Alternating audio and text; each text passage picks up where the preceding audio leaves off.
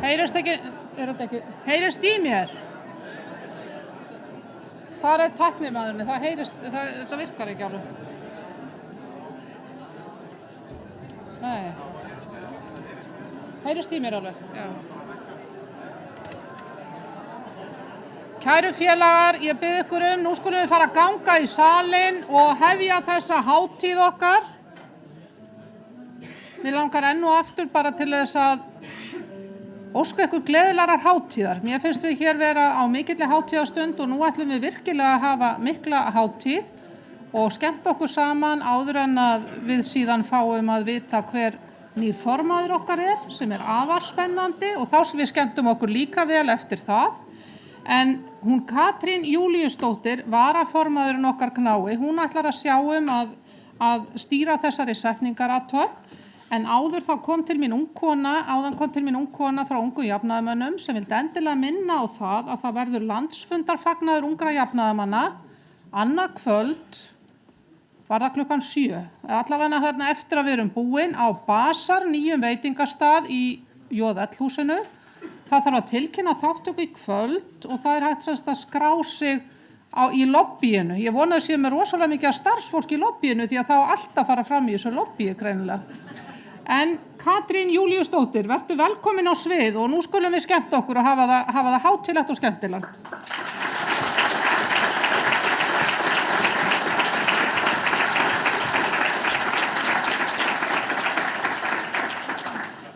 Komið sæl öll, kæru félagar.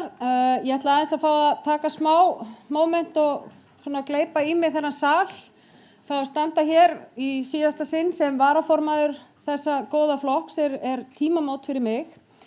Þegar ég var nýbúin að segja frá því að ég ætlaði að hætta, þá fóru alls konar kallar að stíga fram og tala alls konar óvissutíma og það væri mjög erfitt á slíkum tímum að skipta út fólki og svona. Þannig að ég fór eitthvað að spá í þetta svona, já, óvissutími og varaformaður Samfylkingar náttúrulega mikilvægur á slíkum stundum og eitthvað svona. En svo komst ég bara að því að það engir óvissutíma framundan. Það bara spennandi tímar og fullt af tækifærum. Og ég alveg gríðarlega bjartsýn fyrir hönd okkar hreyfingar. Ég held að sá tími sem við höfum verið að ganga í gegnum þessu undanfari einhvers góðs og það séu stórkostlega breytingar framundan þar sem að við verðum leiðandi afl.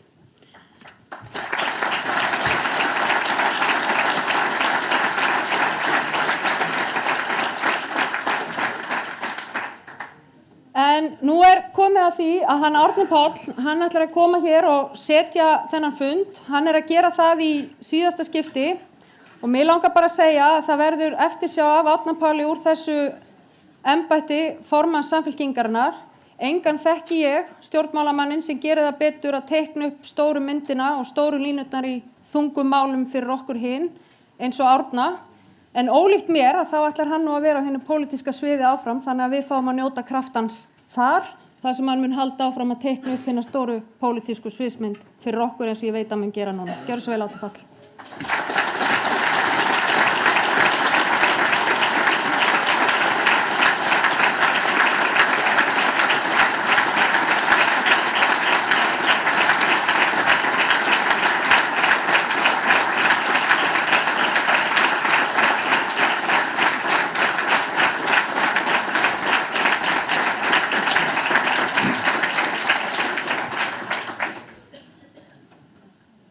Kæru landsfundarfulltrúar, vinir og samherjar, ég býð ykkur velkomin til mikilvægs landsfundar.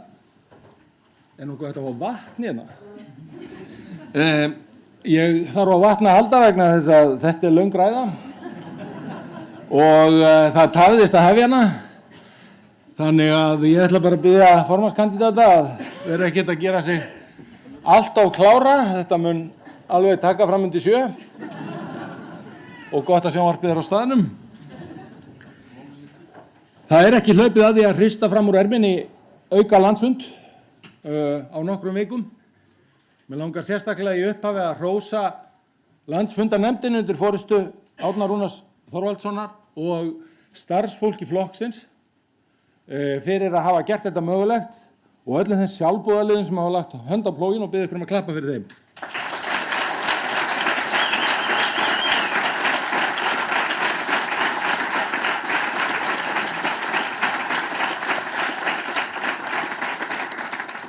Það eru tímamót framundan fyrir okkur, þingkosningar á næsta leyti og 2 af þingmönnum okkar hafa gefið það út nú þegar að þeir hyggist ekki gefa kost á sér til endurkjörs. Það er Katrín Júlíusdóttir sem hér stóð áðan og var eins og venjulega skemmtileg, hugmyndarík og hefur verið mikill félagi minn frá því ég byrjaði á þingi og það hefur verið gaman að vera formaður með hana sem varaformann og ég óska henni alls hins besta og vil biðja ykkur að klappa fyrir henni.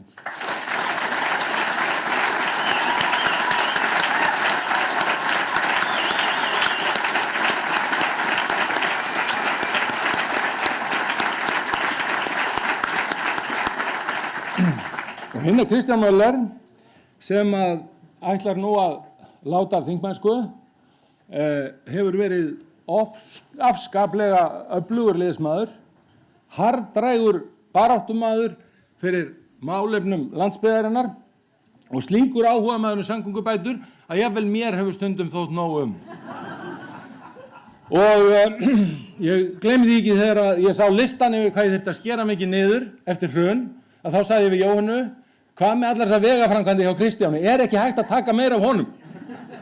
Og þá sagði Jóhanna, nei, ég er búin að athuga, hann er búin að skrifa undir allt helvítismaðurinn. Ég ætla að biðja ykkur að klappa fyrir manninum sem skrifaði undir allt honum.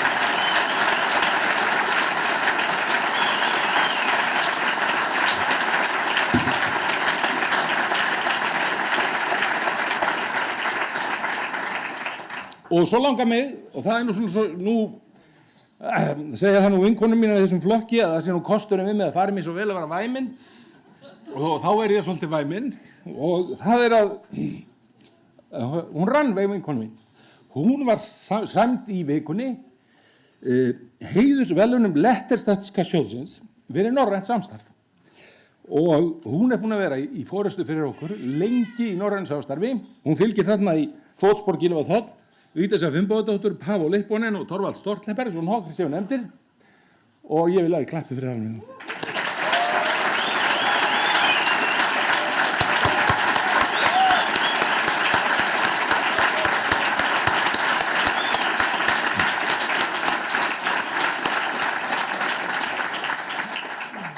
Það er ekki bara svona tímamót í dag, þar sem við svona gleðjumst yfir unnum sigrum, fögnum, góðri þjónustu.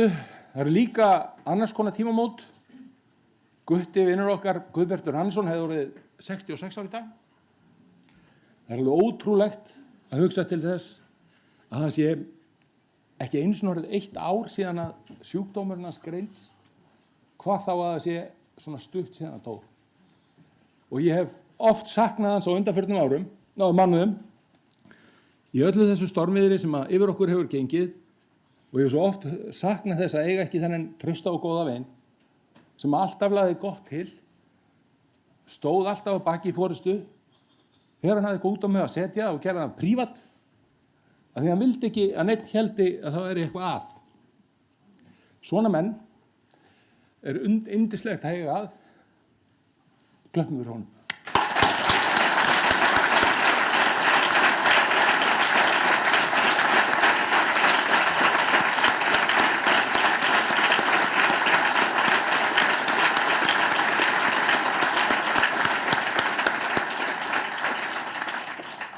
Góðir landsfundarfulltrúar, það eru einungis rúmi 14 mánuðir frá síðasta landsfundi, en mér finnst þessi 14 mánuðir hafa verið afskaplega langir.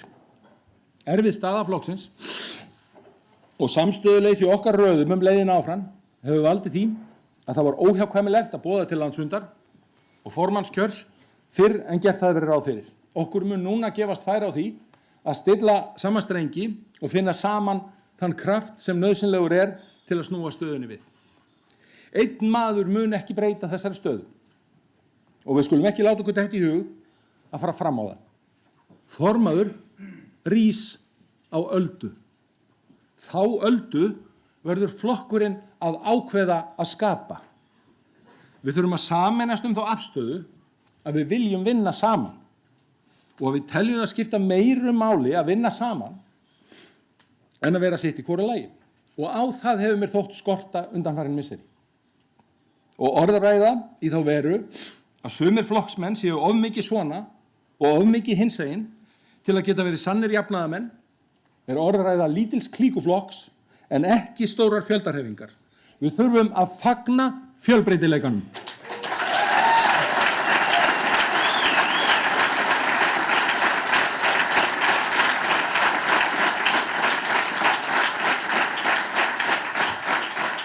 Á kosninganóttina 2013, þegar við upplifðum öll svakalegt högg, minnti okkur á að flokkar verða ekki litlir við að tapa fylgi, heldur við að hætta að hugsa stórt. Og við megum aldrei falla í þá gryfju að hætta að taka tillit til þeirra sem eru hættir að mæta þegar að fækkar í hópnum. Því að þá náum við aldrei að hafa faðminn nógu stóran til að bjóða þá aftur heim. Við erum í snúinni stöðu. Krafa tímans er skýra sjálfsmynd og að tala skýrt og hart og ákveðið, skýrt identitet. En Samfylkingin var beinlínis stofnuð til að hámarka áhrif umbóta sinnaðsfólks á þróun samfélagsins og identitetið var þess vegna vísvitandi haft óljóst. Við vildum nefnilega að allir gætu fundið sér hér stað. Umhverfissinnar, feministar, félagslega sinnað markaðshyggjufólk, fólk í verkalýðshreyfingunni, baráttufólk fyrir mannréttindum, gamlir kratar og kommar og líka alltaf fólk sem aldrei fann sig í litlum kreddubundnum flokkum. Allan heim er pólitíkin að vera eins og stundaglas. Jaðrarnir belgjast út en miðjan skreppur saman. Við getum kosið að elta vindinn og leita út á jaðarinn eða að halda við það sem er okkar og bíða þess að vindurinn snúist. Og ég hallast að því síðarnefnda. Það er nefnilega offramboð af vindhönnum á vettvangi stjórnmálanna.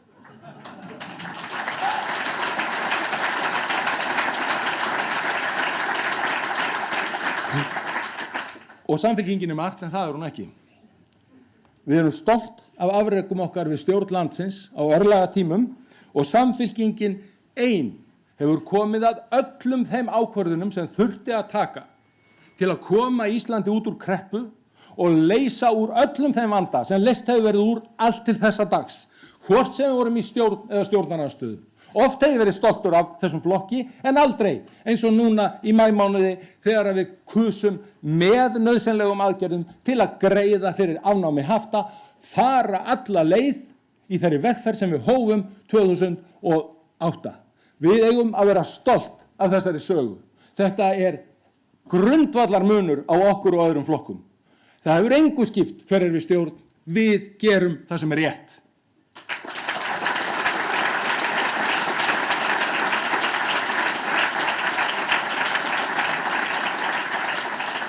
Og við þekkjum líka þau mistök sem við höfum gert. Við höfum gengist við þeim og við höfum fyrir vikið ólíklegri til að gera þau á nýjan leik en aðrir.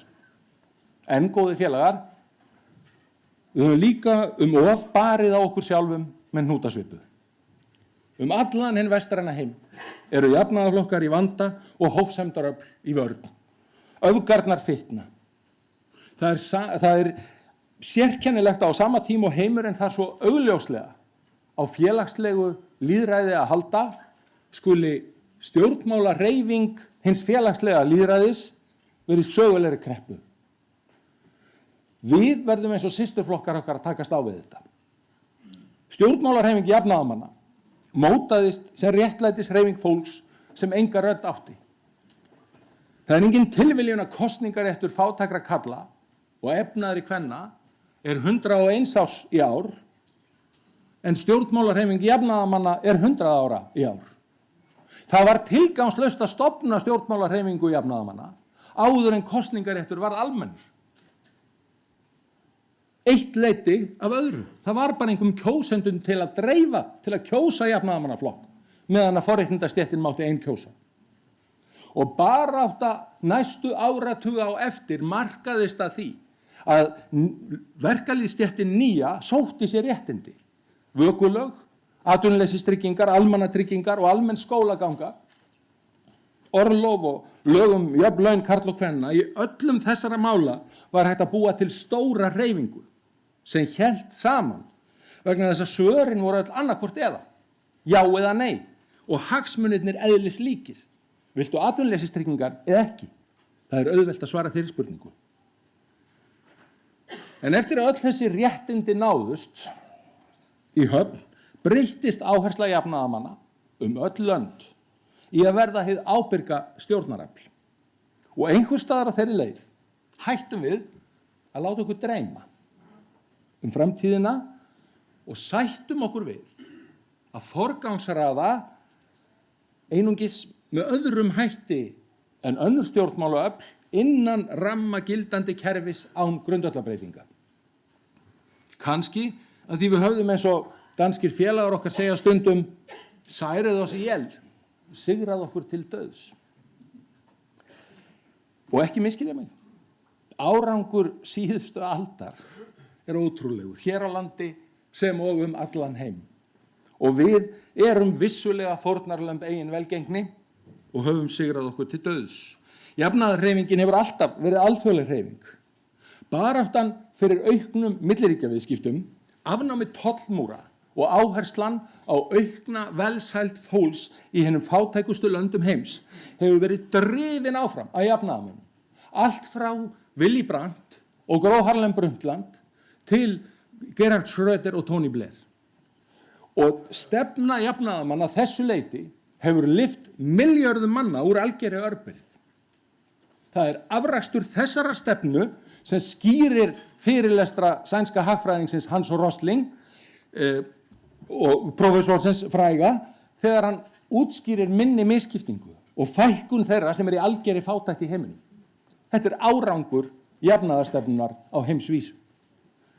En þessi stefna hefur skapað alla þá átakapunkta sem valda hreyfingunni vandræðum í dag. Ófaglærð störf færast til landa þar sem vinnuaflið er ódýrara og verkafólkið á Vesturlöndum situr eftir með laun sem standa í stað áratugum saman ef það er svo heppið að halda vinnunni. Sama alþjóðavæðing opnar hinn vestrænu lönd fyrir erlendu vinnuafli sem keppir við þá sem fyrir eru og dregur úr möguleikum verkalýðshreyfingarinnar til að halda upp í taxtalaunum. Félagsleg undirboð verða algengari. Nýjar og nýjar kynslóðir menntast og sjá tækifæri í alþjóðavæðingunni en ófaglært verkafólk sér hann í vaxandi mæli sem ógn. Við þessar aðstæður verður einfaldlega erfiðar og erfiðar að viðhalda því fjölbreytta bandalagi gott samfélag sem jafnaðarflokkarnir hafa alla tíð reitt sig á nú þegar að hagsmunir og afkomu áhyggjur toga í ólíkar áttir. Við höfum fagnað tækniþróun og séð hvernig hún hefur útrýmt einhæfum og slítandi störfum, aukið framleiðni og bætt lífskjör. En hún hefur líka aukið vinnuáþjánina, þvert á það sem við hugðum. Stór hluti þjóðarinnar vinnur mun lengri vinnudag nú en fyrir 30 árum, vegna þess að snjallsímar og tölvur skapa fyrirheit og væntingar tafarlaus svör og viðveru allan sólarhringinn. Fyrirheit Karl Marx að tæknin myndi frelsa okkur frá vinnunni virðist að þessu leyti fjarlægari en nokkru sinni fyrr. Allra handana vefsíður hafa til dæmis sprottið upp í Bretland og Bandaríkjunum sem miðla vinnu fólks. En það fólk nýtur engra réttinda. Er réttlaust daglauna fólk sem aðeins fær það sem dagurinn gefur, rétt eins og kallarnir sem biðu milli vonar og ótta eftir vinnu við uppskipun í Reykjavíkurhöfn fyrir stríð. Bílstjóri hjá Uber í Bandaríkjunum fær $17 á tíman, engar tryggingar, engin veikindaréttindi, ekkert öryggi. En starfsmaður hjá General Motors sem í verkalýðsfélagi fær $28 á tíman og sjúkratryggingu. Öll þessi tækniþróun og framþróun hefur dregið úr þeim ávinningi sem samtakamáttur launafólks hefur skapað, grafið undan almennum réttindum og tækifærum fyrir alla og breytt okkur öllum í ótal litlar smábátaútgerðir, þar sem að hver og einn rær fyrir eigin afli án tillits til hinna. Þegar jafnaðarmenn eru sáttir við að forgangsraða innan ríkjandi kerfis og hætta að láta sig dreyma, gengust þau líka inn í hefðbundna mælikvarða hagkvæmni og létum Excel-skjalið ráða frekar en hjarta. Peningalegir mælikvarðar gengu framar samfélagslegum mælikvörðum. Þegar ég var lítill strákur og kom úr sveitinni í heimsókn til af og ömmu í Norðurmýrinni, þá var úti á götu maður með Downs-heilkenni sem að sópaði götuna. Hann sópaði alla Norðurmýrina og ég fylgdist með honum árum saman. Gerði þetta mjög vel. Störf af þessum toga fyrir fólk með skerta starfsgetu er ekki til í dag. Vélar sópa götunar. Já, svo lengi sem að borgin tímið í.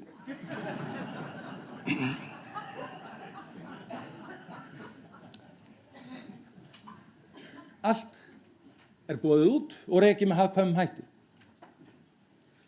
Og við gengumst líka inn á að fyrirtæki ættu bara að skila hagnaði og ekki axla neinar samfélagslegar skyldur. Og það er ekkert athugavert við að bankar högnuðust á að sjúga fé frá fólki og verðmæta skapandi fyrirtækjum en sköpuðu ekkert nýtt eða gott. Af hverju skiptir ekki lengur máli að gera eitthvað gott? Á sama tíma hefur kapítalisminn haldið áfram að þróast og hann hefur tekið stökk vegna þeirrar alþjóðavæðingar og tækni framfara sem við lögum grunninn að. Hann mun halda áfram að þróast og deilihagkerfið er mjög gott dæmi um það. Allt sem við sjáum í dag staðfestir hætturnar við kapítalisma sem býr ekki við eðlileg mörk. Mansal í ferðaþjónustu. Of mikill ágangur á sameiginleg náttúrugæði. Arður af auðlindum sem enda í vösum fárra. Auðlegð sem skapast að því að fá allt gefins frá vildarvinum á valdastólum. Við verðum eiga svör við því hvernig við viljum sjá framtíðarsamfélagi. Tíðarandinn er áhyggjulaus og upplýst fólk í dag er þess fullvisst að unnir sigrar séu svo óumbreytanlegir að ekkert sé að óttast og réttindin séu jafn ósnertanleg og hversdagsleg og esjan. En hverjum hefði dottið í hug fyrir 20 árum að á 100 ára afmælisári Alþýðusambandsins myndu finnast þrælar í kjallarakompu í Vík í Mýrdal. Og hverjum hefði dottið í hug fyrir 50 árum síðan að námslánakerfið sem Gylfi Þ var þá að koma á, að því það er lagt til í að breyta því á þann veg að best stæðu nemendurnir fengju styrk en þeir lagasettu myndu borga fyrir styrkin þeirra. Að menn myndu loka framhaldsskólanum fyrir fólki við 25 ára aldri. Og hverjum hefði dottið í hug fyrir aldarfjórðungi að örfáum árum síðar yrði verkamannabústaðakerfið afhent þeim sem þar bjuggu þá og að það myndi taka 17 ár að koma á laggirnar vísi að nýju kerfi. Engum.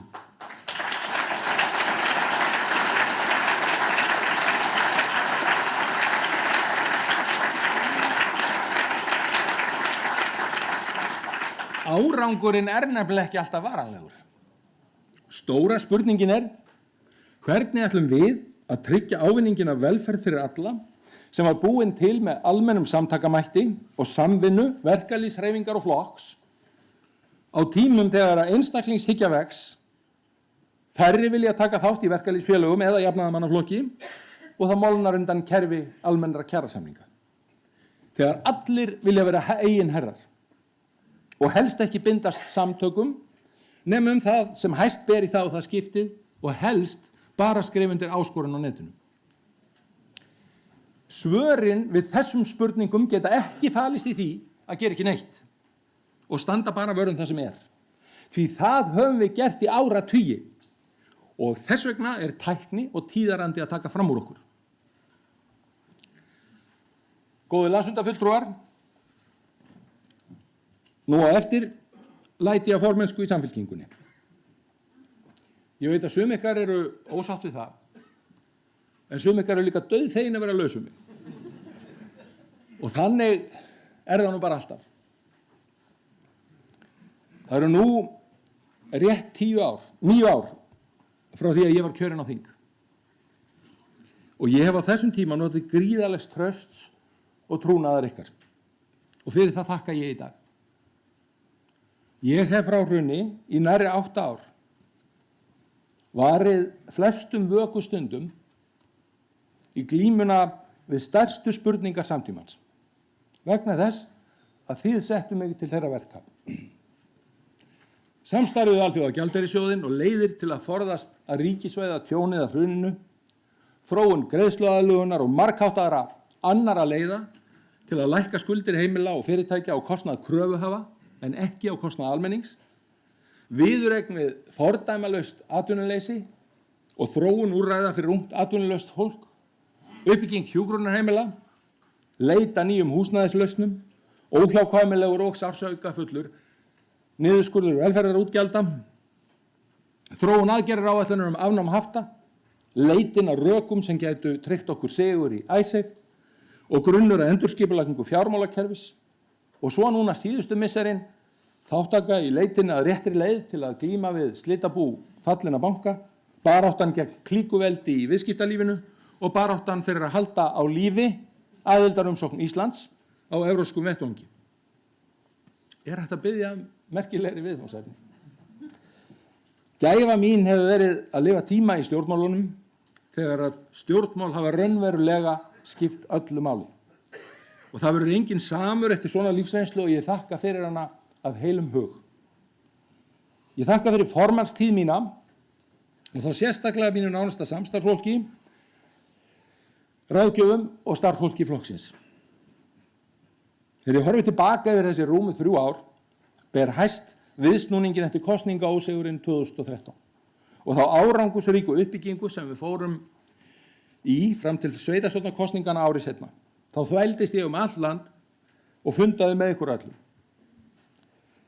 Þessi samskipti eru það skemmtilegasta við starf formanns Samfylkingarinnar. Að hitta fólkið okkar vítt og breitt land. Á þessum 3 árum telst mér til að ég hefi fundað í yfir 50 þéttbýlisstöðum og í mörgum þeirra margoft. Eftir sitja minningar og sögur sem ég mun geyma með mér alla mín ævi. Á minni stæðustu sagði mér Stefán Þorleifsson, fyrrverandi bæjarfulltrúi okkar í Neskaupstað, á fundi í fyrra. Hann stóð þá upp eins og venjulega á fundum og hélt ræðu. Það nú kannski ekki í frásögufærandi nema fyrir þá staðreynd að Stefán fagnar 100 ára afmæli í ágústmánuði næstkomandi. Er það ekki, Kristján? Já. 18. Og hann fer enn á skíði og mætir enn á fundi og heldur alltaf ræður.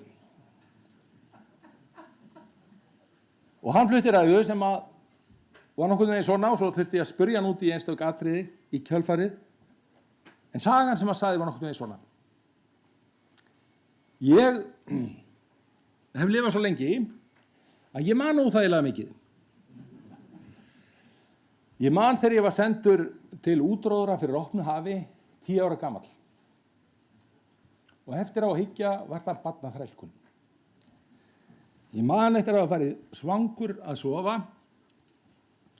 sárkvalinn af kalsárum á fótunum. Og ég spurði hann, af hverju varstu með kalsár? Jú, vegna þess að ég þurfti að ganga úr innsta bænum í Norðfirði og fram í Neskaupstað í kafsnjó á hverjum degi og það voru engir skór til.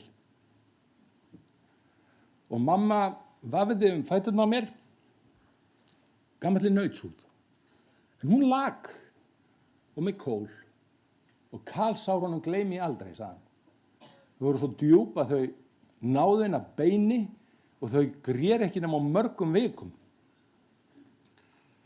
Og hann sagði, ég vil að við gleðjumst yfir öllum þeim árangri sem við höfum náð á þessum 100 árum, en munum að það eru ennþá börn sem fara svöng að sofa. Og verkefni þessa flokks er að finna þau börn og tryggja þeim velsæld. Og ég er búin að hugsa svo oft þessa sögu því hún kemur alltaf aftur og aftur upp í huga mér. Þegar ég sá skýrslu UNICEF að 6.000 börn líða efnislegan skort, þar af einhver 100 mikinn efnislegan skort á Íslandi. Þegar ég hugsa til barnanna sem að búa til fötin okkar í Bangladesh og húsið þeirra hrundi til grunna. Þegar ég las bók Osnes Seierstad fjöldamorðin í Útey og lýsingu hennar á uppvexti morðingjans og hvernig hann og það barn hungraði í ástúð, í hlýju, í félagslegt atlæti, í einhvern sem faðma, í einhvern sem gerði hann að manni en fékk aldrei. Og þegar ég horfi tilbaka stoltur og glaður yfir því sem hefur gefið mér mest í starfi fyrir þennan flokk, að byggja upp úrræði og tækifæri fyrir vegalaust ungt fólk. Og þegar við höfum verið að berjast fyrir því að halda framhaldsskólunum opnum og koma í veg fyrir að núverandi ríkisstjórn breyti framhaldsskólum og háskólum í gullna hraðbraut fyrir þá sem koma frá góðum heimilum og hafa aldrei orðið fyrir áföllum en skilji alla hina eftir. Því það hefur aldrei verið vandamál fyrir þá sem að koma frá góðum heimilum og eiga góða að fá menntun á Íslandi. Við höfum eytt 100 árum í að búa til tækifæri fyrir alla hina og það má ekki eyðileggja þau. Og þegar ég hugsa þetta allt, þá verður það mér svo ljóst að það sem við erum að fást við ekki spurningin hvort ég verið formaður einu árinu lengur eða skemur, hvort einhver gefi kost á sér í þetta eða hitt, eða hvar við stöndum í stigatöflu skoðanakannana. Stefna okkar og erind okkar dauðans alvara. Og ef að því ekki sinnt, þá mun það hafa hræðilega áhrif fyrir fjölda fólks í þessu landi og allan heim. Við skulum muna það að það sem erindi þessa flokks að skapa tækifæri, styðja við fólk og ef það þarf fleiri tækifæri að bjóða þau þó upp á enn fleiri tækifæri.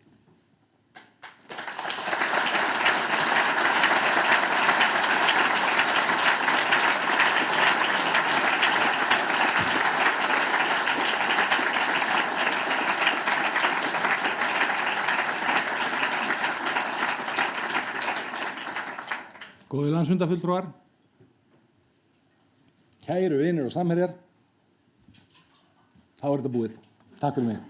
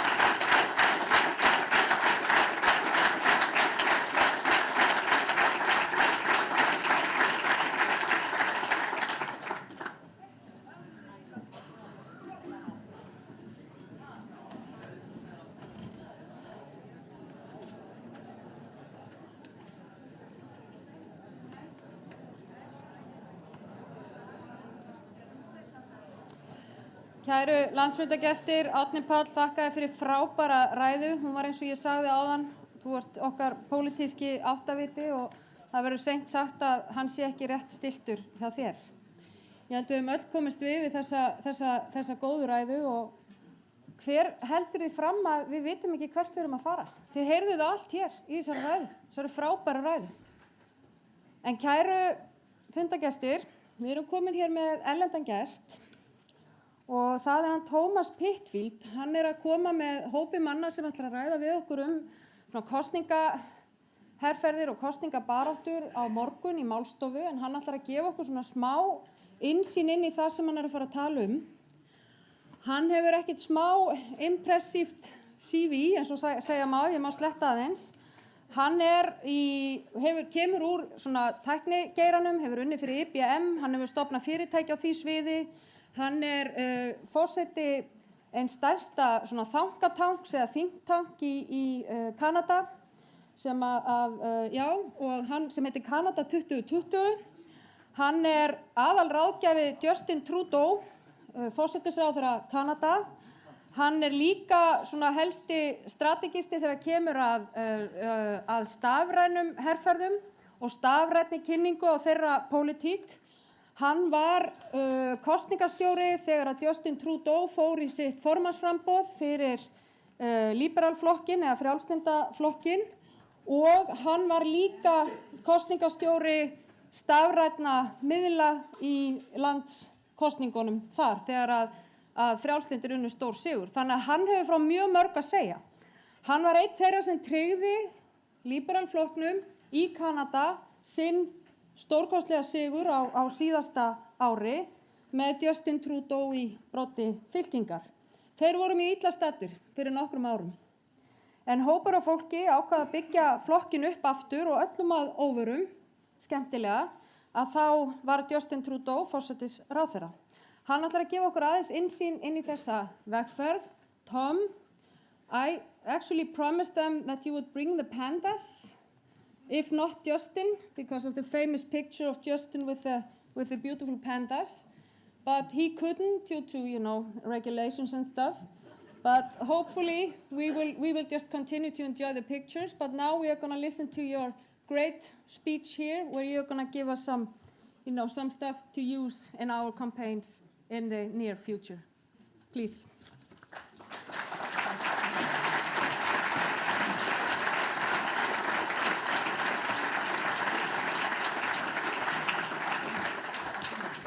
Well, thank you and good afternoon. Thanks for having me here. I hope you're able to follow me. I had no capacity to follow anything that's been happening in this room. But I can tell you, after being to so many political events, it's surprising how much you can understand just by sensing the political atmosphere in the room. I was in a room just like this maybe 4 years ago, and it was one of the most exciting times in my life and for the Liberal Party. We were in a very similar situation. We were starting again, we were refreshing everything, and we were celebrating our history and our future together. And all I can tell you is I envy you. It is a long road usually. Sometimes it's shorter than you expect. So hopefully I can give you some tips on how to get there. So I'll cut right to it because I know I have a little bit of time. This is the first photo that I ever took that was somewhat of a campaign photo. The Justin Trudeau at the time, no title, and I were at a Comic-Con convention. And I snapped this photo and we put it on his Twitter feed, and it just took off. And it took off, I think, because it was something different, and it had a different appeal to a demographic that was re-engaging in politics.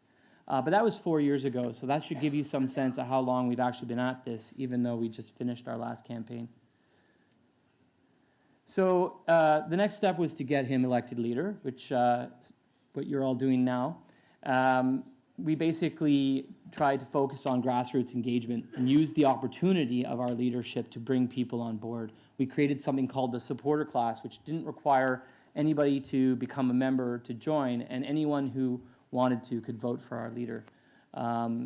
As you can see, we tried to emphasize who he was. We celebrated that he was a teacher. That was something that that was meant to be a negative. It ended up being a positive. We celebrated his family, and we engaged the grassroots. We also came up with our narrative during that period of time was for us, excuse me, was that we were going to focus on the middle class, and we've been focused on the middle class ever since. And we focused on digital and data. It was something that was growing out of the U.S. campaign. We had an opportunity to watch it as we were doing our leadership race, and we learned a lot and even evolved what they had done in 2012. Pre-campaign, we launched something called #Fairness. It was our interpretation of the middle class narrative. We put a lot of effort into it, but it actually fell kind of flat. We don't know why. It probably just didn't have the right words and narrative wasn't strong, or there was too much else going on. But the point is, the data told us that we had to stop spending our money on things that weren't useful. We were being attacked by both parties because of an unpopular bill, C-51, which pertained to security and the security establishment. And the Conservative Party at the time was spending millions and millions of dollars before the writ would drop, so they had an unlimited supply of money to tell people that Justin wasn't ready. And it was, all the polls said decisively that that's what Canadians believed. So when the election was called on August 2nd, 2015, we were in third place. The NDP was surging nationally, which is our left wing of the spectrum, and media commentators were writing us off. So I don't know if that sounds a bit familiar, but that was our situation. Of course, we had just spent 3 years getting ready. So we were focused on volunteers, open nominations, campaign infrastructure, and building a digital program. The nominations brought in 300,000 new supporters that we didn't have before. Brought in new blood, new people who wouldn't typically run for the party. Campaign infrastructure, we focused on the data and the digital, and it took 3 years really to get it right. But most importantly, we built a digital culture inside the party. So, you started to appreciate the mantra of the party was, if it couldn't be proven, it couldn't be researched, and we couldn't test it, then, it really had a much harder route to get to completion. We also made things like Twitter and Facebook things that everybody did. It wasn't an option. If we were going to get out there and be seen and be heard, everybody had to be online. We were accused of having not been particularly having no substance. That was another attempt of the governing party at the time. We ended up challenging that with a big summer blitz just before the campaign was scheduled to launch. We launched 38 campaign 38 platform points on one single day, real substantive stuff like election reform, open government, transparency legislation, all of which we're now enacting. But it was very unusual. It wasn't the usual approach that would typically taken. Usually you draw your policy out over the long term of the campaign, but we wanted to fight the counter narrative. We had no substance, and we wanted to get on the radar. And we started fighting back against the not ready narrative. So we produced this video of Justin speaking to camera and walking towards the camera, speaking about how he is ready. It tested very well, and we started putting a lot of our online budget behind it. The difference between what the Conservatives were trying to do, the governing party with all the money, and us at the time, was that they were trying to change, and you can't see it, it's hidden behind there, but they were trying to change people's impressions. So basically, what you thought about the person when you first met them. And that you can do with TV and ads and money. You can give people a fleeting moment of what they think somebody stands for. But it's fleeting, and you get to know somebody, and eventually you realize, hey, I kind of like that person. So it's not an effective strategy. We, on the other hand, went with, and you can't see this either because of the formatting, but we went and changed people's minds. And we did that by over 2 to 3 years, regularly targeting them on the basis of what they wanted to engage us on. So if you were interested in the environment, then we wanted to talk to you about the environment. If you were interested in transparency in government, then we were going to talk to you about transparency in government. It wasn't one size fit all. We weren't interested in just bludgeoning you with impression-based advertising. And I think we'll be talking in more detail, so I won't go into it now about this tomorrow, but the technique is very, very effective and measurable. So the Conservatives wanted to beat us with their budgets. They had the longest, they called the longest election in modern history in Canada, 78 days. When I started, I was wearing flip-flops, and when I ended, I was in a parka. And that bag there is literally what I lived out of for those 78 days, so a lot of laundry. So these were the 5 candidates. The main parties are the Conservatives, the NDP, and the Liberals. We were in the middle, Conservatives on the right and the Liberals on the left. But the battle was really between the NDP and the Conservatives. The NDP and the Liberals. The Conservatives were stalled. Nobody liked them. They were the incumbents. They were trying to secure their base. And we knew it was a change mandate. So we set out to stake our claim. The NDP went with ready for change. They were trying to take advantage of all the money the Conservatives had spent saying that Justin wasn't ready. I think it actually tied them to the Conservatives more than they would have liked to. We went with real change. We felt real change reflected our leader. He was an honest person. He was often criticized for saying things that sounded not intelligent, but frankly were just him saying it off the cuff. And when you go back and listen to it in the context, it made plenty of sense. It just wasn't scripted like you're used to hearing from a politician. So this allowed us to celebrate that difference. It also was really good for social. It worked very well online because there is an authenticity measurement online, and it fed well to what we were trying to achieve. So we set out to make sure we were distinguishing between the NDP's version of change mandate and our version of change mandate. And we did that by demonstrating that the NDP's mandate was the opposite of ours, was actually not real. And they would do things like announce a $15 minimum tax rate decrease, $15 increase in minimum wage, but only for the federal workers, which amounted to less than 1% of the population. So we seized on that to demonstrate that this is politics as usual. We're going to make you think it's one thing and deliver something else. That's not real. And we did this contrast online. We showed the contrasting images of Justin Trudeau, who was, real, someone you could identify with, someone who would tell you how it is, and you could ask anything you wanted, versus the Conservatives, that were the NDP, who were very scripted. We also had to show that he was ready. And so we put a lot of emphasis on our debates. We had 5 of them. This was the other thing the Conservatives wanted to do, was they assumed that we wouldn't perform well in debates. But the leader had actually been prepping for debates months before the election was even called. Probably spent orders of magnitude more time on debates than either of the other two. He also had the fact that they were setting expectations so low. So we took advantage of that as well. And then he had this massive air cover in terms of a digital program that we had built. This is the night of a debate. We had over 45 people just on the digital side dedicated to clipping clips and getting them out within minutes of him saying something. That way, when you'd go and watch the debate online, you'd be reading our clips. You'd be finding our stuff on the top of the search engines as opposed to the broadcasters. And in fact, we were the second largest general broadcaster during these debates, and we were the #1 online broadcaster. And this is kind of the content that we would push out. So he would stand up and say something like, you want a number, my number is 9. That's a reference to a Supreme Court reference. And we had that out within minutes, and that's what people were sharing. And as a result, we had twice as many mentions as all the other parties combined. And it just kept growing and growing. And that was the impression that we were leaving with people, is what they were experiencing online predominantly. In fact, the first 2 debates, there were far more people who watched it online than on television. So then once we had gotten rid of the not ready narrative, we started focusing on Justin all the time, real Justin all the time. We brought out our history and showcased those people who are like our PM here. And we demonstrated that Justin had a bench, a team of people who could support him, and that you weren't just voting for one person. And we started to close the battle. Soon we were on par with the NDP.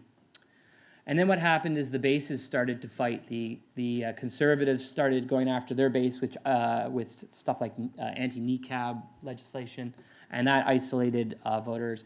And the NDP spent too much time chasing our base, and they forgot to support those people who'd gotten them elected. We announced the largest infrastructure investment in Canadian history, and completely outmaneuvered the NDP by doing it. And it allowed us to focus on new voters. We had a huge rally, and suddenly we were tied. And that's when the ground game came in. This is what we had built for 3 years. And we had a very sophisticated data engine that would tell us where to go knock and how to knock. And it was based on all sorts of measures that we had been collecting over 3 years and tests. We did 10 million knocks during the first months of the campaign. We had 80,000 volunteers recruited. Those are numbers we would never have been able to achieve otherwise. In fact, 25% of our IDs we had done before the rate even dropped. That's what a digital campaign looks like. That's what innovation in digital looks like. I'm rushing because I know we're late. This is our youth campaign. I mean, everywhere we could, we were in front of you.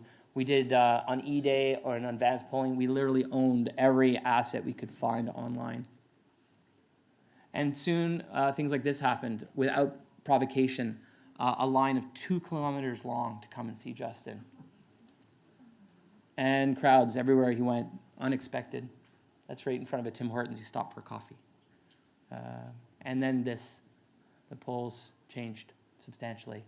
And then we had to get the vote out, which we did very strategically using our targeted data. We were able to get in front of you wherever you went online and remind you to come vote for us. And the only people who saw this were the people who were going to vote for us at that point. Because we were targeting 40 swing ridings we knew we needed for a majority. And of those 40 swing ridings, we won 39 of them. And we did that by increasing our target vote in those ridings by our targeted turnout by 7%. So if you were in the control and we weren't using our methodology, you were 7% less likely to vote. Period. So we ended up getting 184 seats in a majority as a result.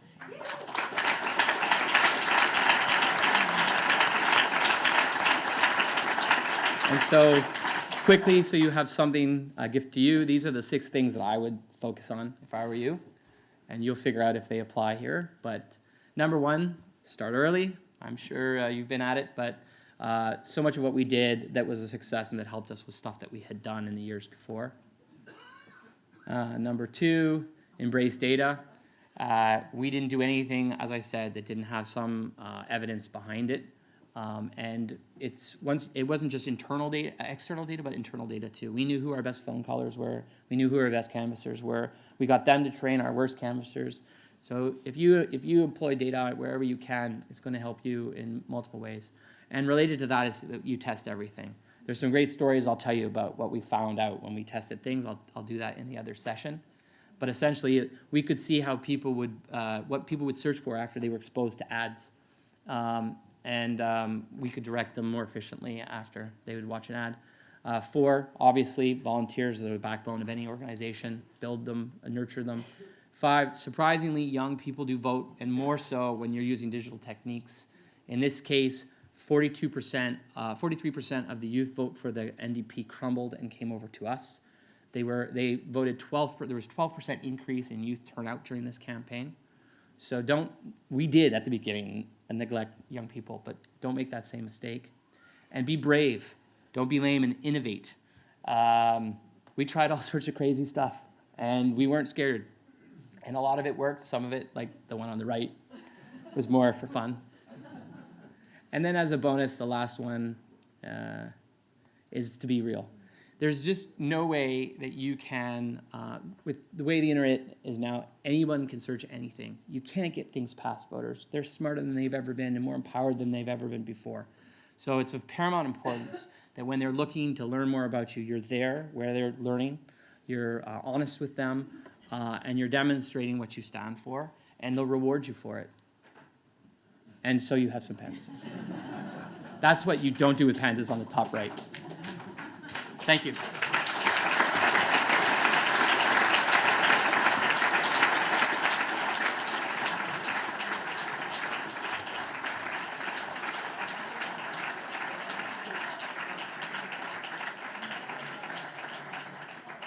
Thank you so much, Tom, for a very impressive speech, and thank you for bringing the pandas, even though they were just on a picture. Kæru vinir og félagar, við erum aðeins komin rúmlega 6, þannig að ég held að við þurfum bara að fara að vinda okkur í málana hér. Mér langar samt áður að minna ykkur á að það er málstofa í fyrramálið klukkan 11:30 til 12 þar sem að Tom mun halda áfram að fjalla þessi mál og fara kannski meira inn í þessar stafrænu herferðir sem að þeir fóru í, sem að ég held að séu það sem að við verðum að fara að horfa til. Og líka að þá held ég að við ættum öll að mæta þar með blað og blýant og reyna að punta hjá okkur þar sem að þetta fólk er að fara að segja okkur vegna þess að það veit sínu viti og hefur reynsluna. Og svo langar mig líka að segja við ykkur, það er í mótlæti sem að sést úr hverju maður er gerður og nú skulum við fara að sýna úr hverju við erum gerð.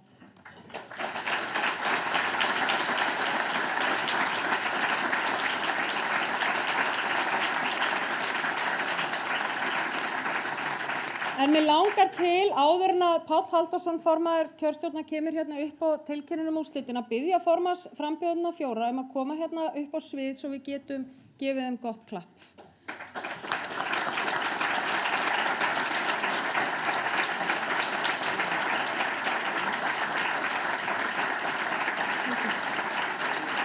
Helgi, hvað er hérna?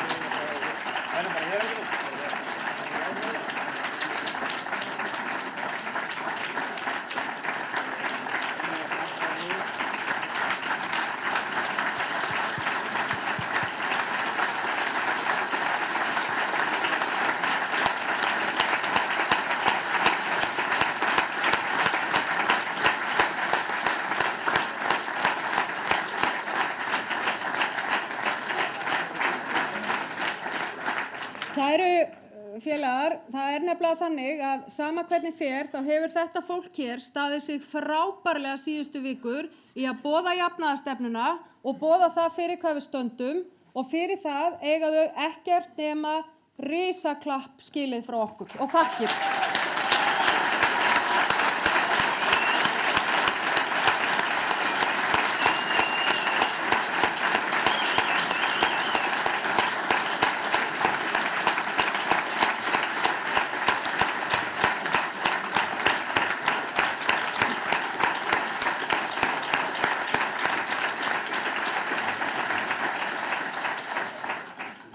Nú ætla ég að biðja ykkur að taka sætin ykkar og Páll Halldórsson ætlar að koma hér upp og tilkynna úrslitin í þessu kjöri.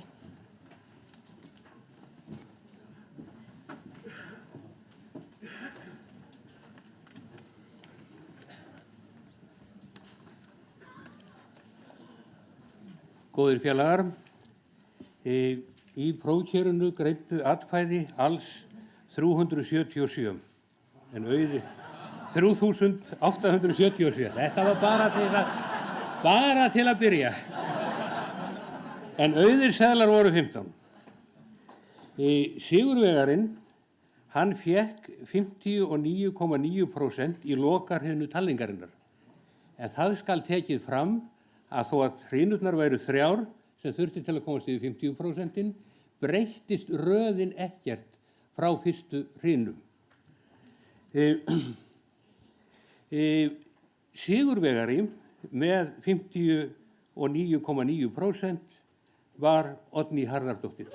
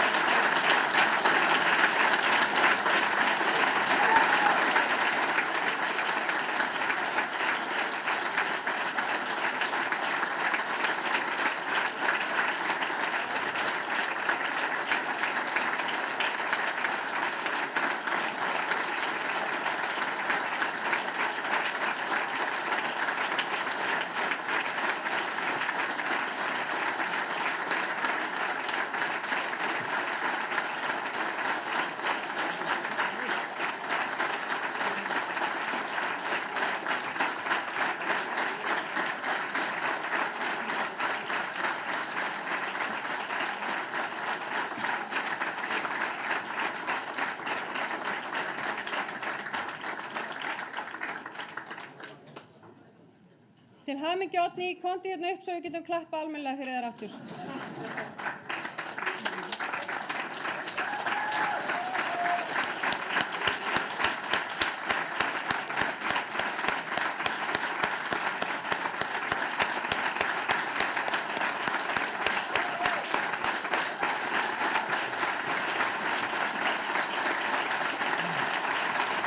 Þetta verður ekki felum þetta.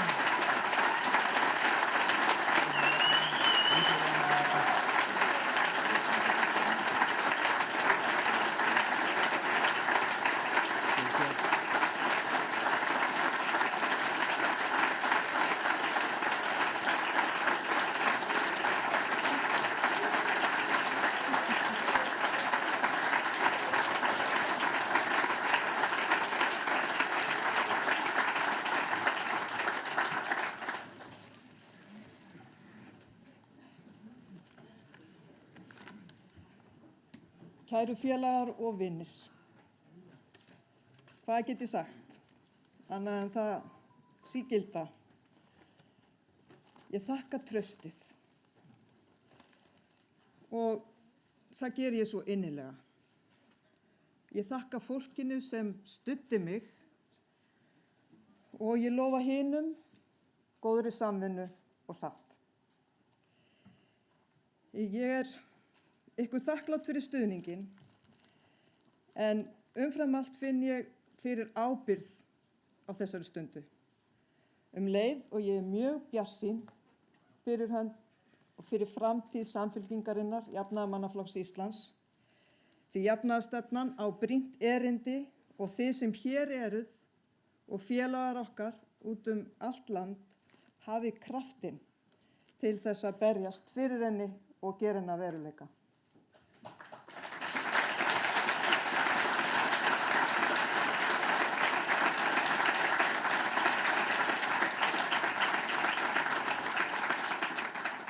Ég vil þakka þeim Guðmundi Ara, Helga og Magnús Orra fyrir ágætar samvinnustundir undanfarinn mánuð, en við höfum hist nánast daglega. Ég vona að sá kraftur og þær góðu hugmyndir og alltaf góða fólk sem hafa unnið með þeim muni leggjast með okkur í baráttunni framundan. Og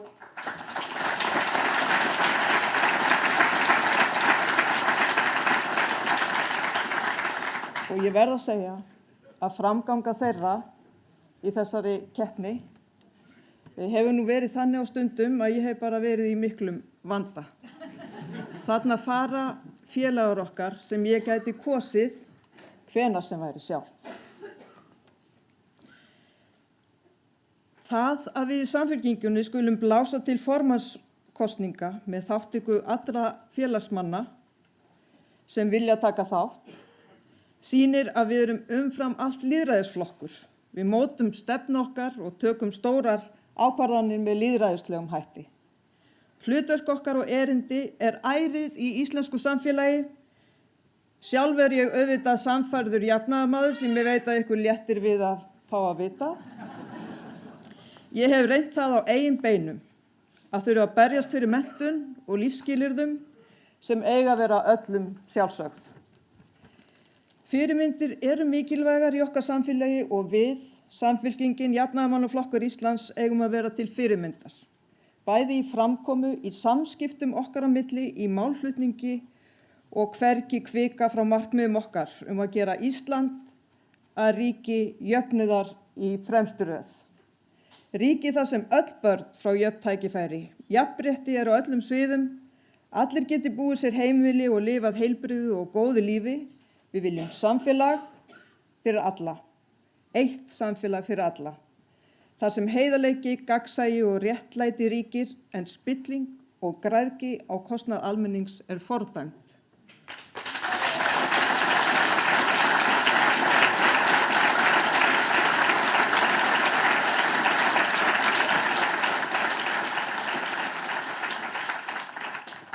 Kæru félagar, hér á eftir fer fram málefnastarf sem ég bind miklar vonir við. Það áríðandi fyrir okkur að þeirri vinnu lokinni höfum við skýra leiðsögn fyrir komandi ár. Við tekur kynning á stefnumálum og vinna við að fá fólk út allt land ekki bara til að lesa og hlusta, heldur líka til að vilja taka þátt og máta málefni jafnaðarmanna við sitt daglega líf. Við munum leita samstarfs og samstöðu verkalýðshreyfingar og almannaheillasamtaka sem við eigum sannarlega samleið með. Markmiðið á að vera að setja hjartansmál jafnaðarstefnuna þannig fram að allir eigi auðvelt með að sjá að þau eru eign okkar allra og þau skipti máli fyrir líf og störf og kjör almennings frá vöggu til grafar. Brettum upp ermar, kæru félagar. Það ekki eftir neina að bíða. Hrindum í framkvæmd 130 daga áætlun fyrir kosningar. Við í Samfylkingunni erum til í slaginn.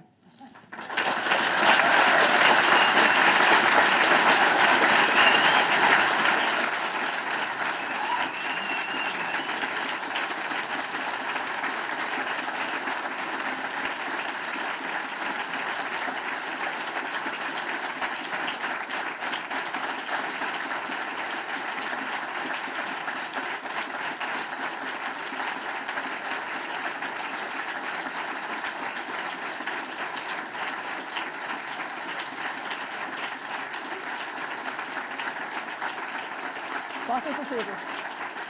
En áður en ég hætti þá vil ég kalla félaga mína Guðmund Ara, Magnús Orra og Helga Hjörvar hér upp til mín.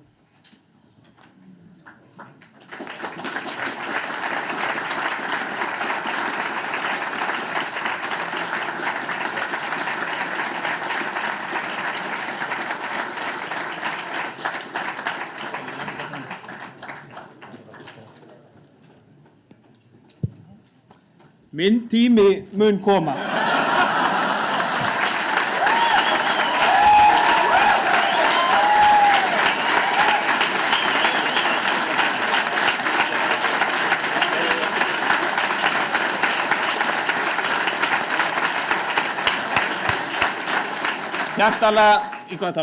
Hjartanlega til hamingju Oddný Harðardóttir, við skulum hljópa ferfalt húrra fyrir Oddnýju, hipp hipp, hipp hipp, hipp hipp, hipp hipp.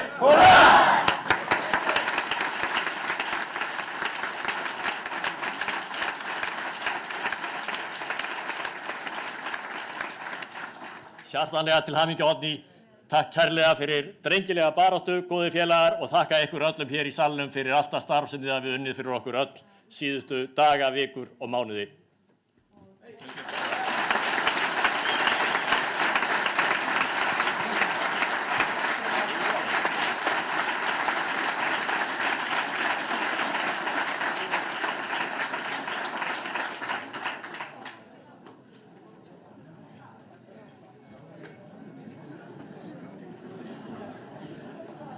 Þið eru ekki alveg sloppin, það eru heilmikið, það eru nokkri hlutir sem við viljum gera hér til viðbótar. Það er spurninga Páll að hann ætli að koma hér og kannski segja okkur aðeins nánar frá úrslitunum, einhverjir spenntir að heyra meira. Og síðan eru hér tónlistamenn sem ætla að taka fyrir okkur lag sem að ég veit að er okkur öllum afar kært. Og það eru snillingarnir Sigurður Guðmundsson, söngvar úr Hjálmum, og það er Eyþór Gunnarsson, píanóleikari, sem ætla að taka lag fyrir okkur á eftir, en fyrst ætlum við að fá hann Pál hérna aðeins til að segja okkur meira niðurstöðuna í þessu kjöri sem ég veit að margir eru spenntir fyrir. En eftir það að þá ætlum við að heyra í Sigurði og Eyþóri þar sem að þeir ætla að syngja fyrir okkur Ég er komin heim, sem að ég held að sé gott lag fyrir okkur Samfylkingar fólk. Gjörðu svo vel Páll.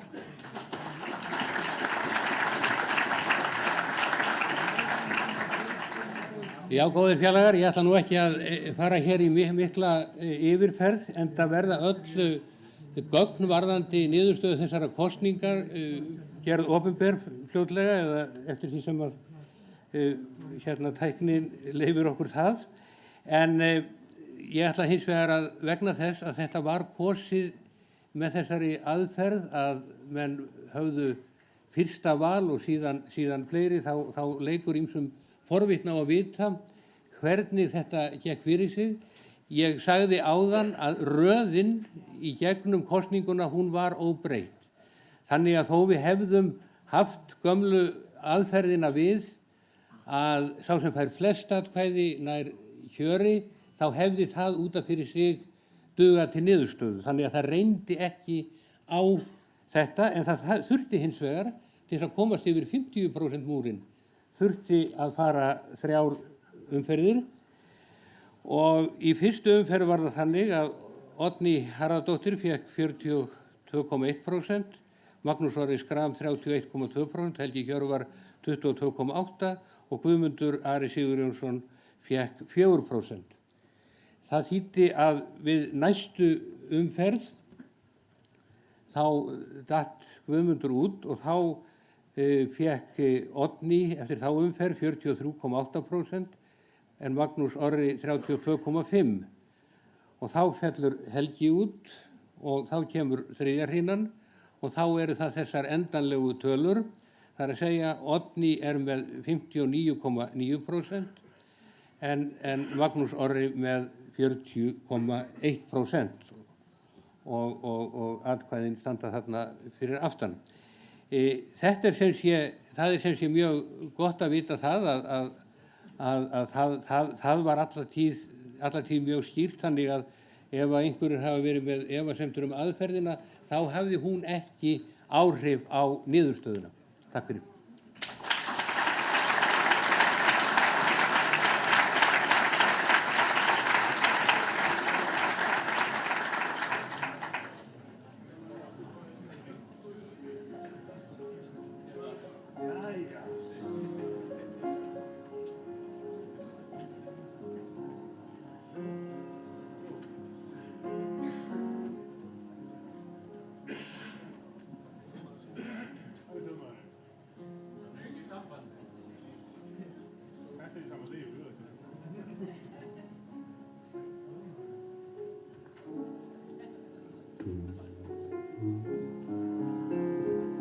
koma einhver hljóð.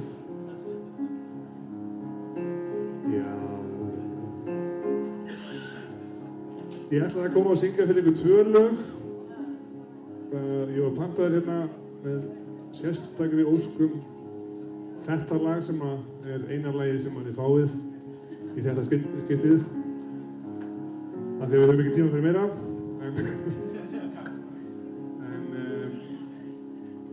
Já, ég segi bara til hamingju og gleðilegt sumar.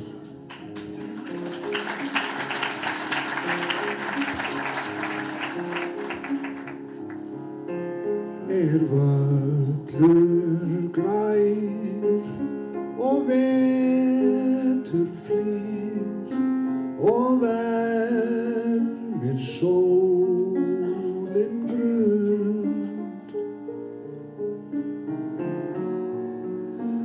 Kem ég heim og hitti þig, verð hjá þér alla stund.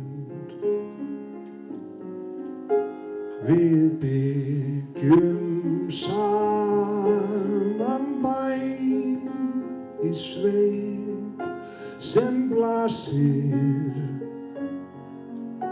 móti sól. Þar ungu lífi landið mitt mun ljá og veita skjól. Sól slær silfri á voga, sjáðu jökulinn loga. Allt bjart fyrir okkur tveim, því komin heim af ferðalokum finn ég þig sem mér fagnar höndum tveim. Ég komin heim, já, ég komin heim. Hvernig þetta? Sól slær silfri á voga, sjáðu jökulinn loga. Allt bjart fyrir okkur tveim, því komin heim af ferðalokum finn ég þig sem mér fagnar höndum tveim.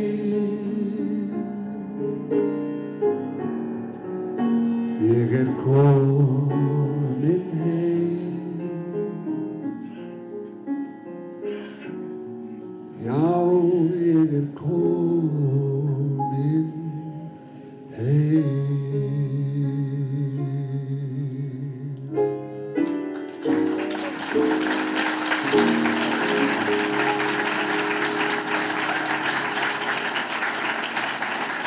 Takk fyrir.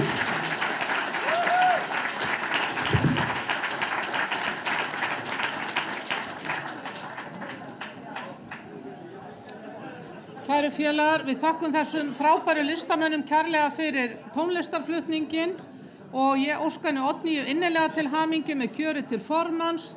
Það verður spennandi að fá að vinna með henni í öllum þeim málum sem við þurfum að knýja fram. Núna á eftir klukkan 7 hefst hér málefnastarf. Það stendur á spjöldunum ykkar, krakkar, í hvaða sal þið eigið að vera og á hvaða borði. Þannig að þetta er salur 1, salur 2 og Hvammur er salur 3. Bara þannig að þið vitið það. Og ég hvet ykkur öll eindregið til að taka þátt í þessu málefnastarfi því að þar mörkum við stefnuna og nú er það við sem að ákveðum stefnuna. Það eru borðstjórar sem hjálpa ykkur í gegnum þetta en við hittumst aftur hér og í Hvammi klukkan 7.